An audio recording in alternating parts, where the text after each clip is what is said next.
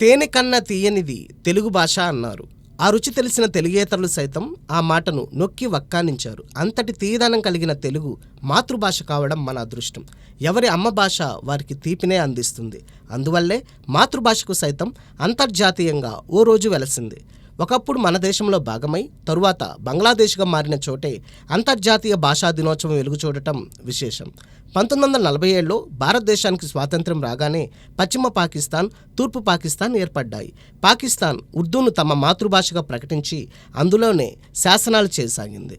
అయితే తూర్పు పాకిస్తాన్లోని బంగ్లా మాట్లాడే వారికి ఇది రుచించలేదు. దాంతో 1952లో తమ మాతృభాషను పరిరక్షించుకోవడానికి ఉద్యమం లేవనెత్తారు.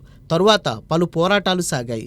చివరకు తూర్పు పాకిస్తాన్ కాస్త బంగ్లాదేశ్గా విడిపోయింది. తమ మాతృభాష కోసమై బంగ్లా జనం చేసిన పోరాటం చరిత్రలో నిలిచింది. ఆ పోరు మొదలైన ఫిబ్రవరి 21వ తేదీ నేడు అంతర్జాతీయ మాతృభాషా దినోత్సవంగా సాగుతోంది. ఈ సందర్భంగా ప్రపంచవ్యాప్తంగా ఉన్న తెలుగు వారందరూ మన అమ్మ భాషను గుర్తు చేసుకొని ఆనందించడం ఆనవాయితీగా మారింది. నిజానికి గిడుగు రామూర్తి పంతులు జయంతి అయిన ఆగస్టు 29న తెలుగు భాషా దినోత్సవం జరుపుకుంటాం. అయినా అంతర్జాతీయ మాతృభాషా దినోత్సవాన సైతం తెలుగువారు తమ భాషలోని తీయదనాన్ని మననం చేసుకుంటూ సాగడం విశేషం. నేడు ప్రపంచవ్యాప్తంగా తెలుగువారు వెలుగుతున్నారు. విదేశాల్లో సైతం తెలుగువారి ప్రతిభ వెలిగిపోతోంది. నిజం చెప్పాలంటే అంతర్జాతీయ మాతృభాషా దినోత్సవం అనగానే పరదేశాల్లో ఉన్న తెలుగువారిలోనే అమితానందం పొంగి పొరలుతూ ఉంటుంది.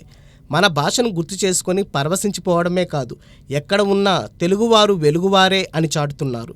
తెలుగు నేలపైనే ఎన్నో ప్రాంతాలు, తెలుగులో పలు యాసలు, అయినా మన అందరి అంతరంగం ఒకటే అని ఎందరో మహనీయులు చాటారు. అదే తీరున దేశ విదేశాల్లోని తెలుగువారు అంతర్జాతీయ మాతృభాషా దినోత్సవాన అమ్మ భాష తెలుగును తలుచుకుని పొంగిపోతున్నారు. ఈ ఆనందం సదా వెలుగొందుతూనే ఉండాలి. భూమి ఉన్నంత వరకు తెలుగు వెలుగు సైతం ప్రసరిస్తూనే ఉండాలని ఆశిద్దాం.